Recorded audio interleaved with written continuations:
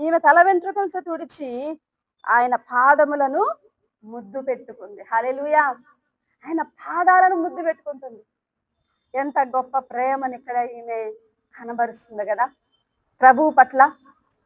కొంతమంది తెలుసో తెలియకో తప్పులు చేస్తారు, కానీ వారు సత్యాన్ని ప్రేమిస్తారు. హల్లెలూయా! నీతిని ప్రేమిస్తారు. మనం కూడా ఆ నీతి మార్గంలోకి వెళ్తే బాగుండు, మనం కూడా పరిశుద్ధ మార్గంలో జీవిస్తే బాగుండు అనుకుంటారు. కానీ వారున్నటువంటి పరిస్థితులు, వారు చిక్కుకున్న పరిస్థితులు, వారి కుటుంబ పరిస్థితి, వారి యొక్క సామాజిక పరిస్థితి, వారి యొక్క ఆర్థిక పరిస్థితులు కొంతమందిని ఏం చేస్తా ఉంటాయి, పాపంలో చిక్కుకునేలా చేస్తాయి. కొన్ని వలయాలు వారిని చుట్టుకుంటాయి. పితరుల నుంచి వచ్చేటువంటి కొన్ని జనరేషనల్ కర్సెస్, జనరేషనల్ సిన్స్ కొంతమందిని ఏలుబడి చేస్తూ ఉంటాయి. వాళ్ళు కొంతమంది అనుకుంటారు, నేను మంచిగా జీవించాలనుకుంటున్నాను కానీ అలా జీవించడం నాకు చేత కావట్లేదు. కారణం ఏంటో తెలుసా?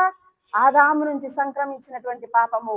ఇంకా వారి పితరుల నుంచి ఏమైనా పాపాలు ఏలుబడి చేస్తా ఉంటే వాళ్ళు ఏం చేస్తారు, తెలిసి తెలియక ఏముంటదంటే నీతి కొరకు ఆకలి దప్పులు ఉంటాయి. హల్లెలూయా! నీతి కొరకు తృష్ణ ఉంటది, నీతి కొరకు దప్పికుంటది,